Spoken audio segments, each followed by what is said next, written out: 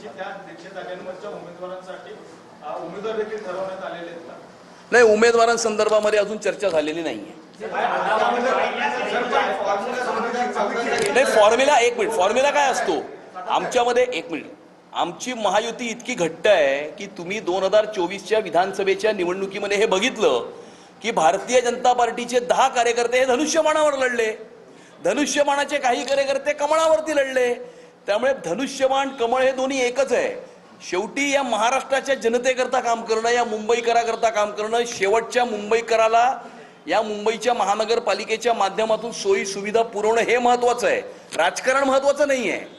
असं आहे की आमच्यामध्ये आणि दुसऱ्यांमध्ये फरक हाच आहे की आम्ही एकमेकांच्या घरी गणपतीला गेलो किंवा आम्ही दीपोत्सवामध्ये एकत्र दिसलो किंवा आम्ही रक्षाबंधनाला एकत्र होतो, हा मुद्दा नाही आहे.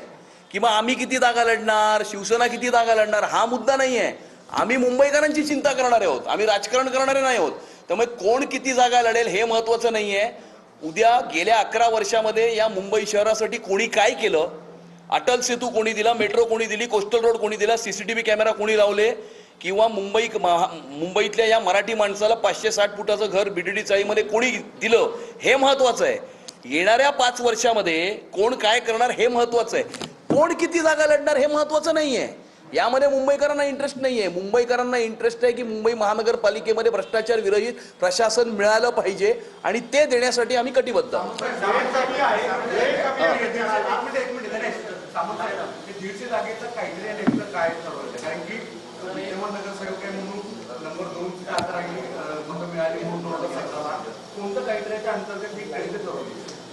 नाही, भाजपाचे मुंबईचे अध्यक्ष यांनी एकदा भूमिका मांडल्यानंतर त्यांच्या बाजूला बसून माझ्या भूमिकेमध्ये काही बदल होईल असं तुम्हाला वाटतं का?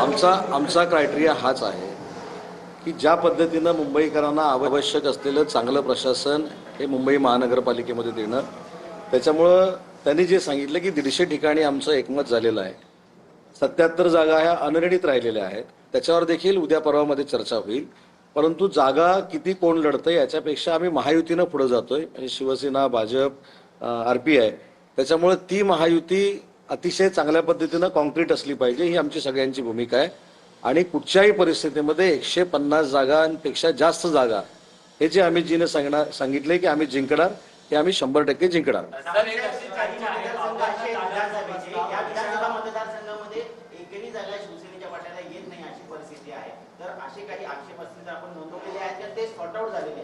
मला असं वाटतं की ज्यावेळी तिकीट वाटप जाहीर होईल, उमेदवार जाहीर होतील, तर याची उत्तरं तुम्हाला मिळतील ना. मुद्दा असा राहतो की आज जी काय आमची बैठक झाली किंवा काल जी झाली त्या बैठकीला मी नव्हतो. आज फक्त आम्ही कशा पद्धतीनं निवडणूक लढवणार आहोत आणि ज्या 150 जागा आमच्या एकमत झालेल्या आहेत त्याच्यावर आम्ही चर्चा झाली. शेवटी 77 जागांवर काही गोष्टी जर अनिर्णित राहिल्या असं समजा 2, 4, 10 ठिकाणी, तर त्याचा निर्णय देवेंद्रजी आणि एकनाथ शिंदे साहेब घेतील. त्याच्यामुळे एक फायनल आहे की महायुतीनं आम्ही पुढे जातोय आणि महायुती जिंकण्यासाठी जे जे करावं लागेल ते गठबंधन म्हणून आम्ही कराल. त्या प्रांत अध्यक्षांनी आपल्या जिल्हाध्यक्षांना पत्र दिलंय की शिवसेनेसोबत जर युती केली तर आपलं नुकसान होईल. याबद्दल नेमकं तुम्ही काय म्हणाल? कारण की ते भाजप मला असं वाटतं की आज मुंबईच्या संदर्भातला विषय आपला चालू आहे. ठाण्यामध्ये देखील जी चर्चा होणार आहे भाजपाच्या नेत्यांबरोबर, ती देखील आमची यादी माननीय एकनाथ शिंदे साहेबांनी जाहीर केलेली आहे. तिथे देखील युती होईल, कुठेही चिंता करण्याची काही आवश्यकता नाही. सध्या अमितजींनी भाजपाचे अध्यक्ष म्हणून जी भूमिका मांडलेली आहे तीच आमची सगळ्यांची भूमिका आहे. आणि जिथं जिथं काही अडचणी निर्माण होतील तिथं आम्ही नेत्यांशी बोलू.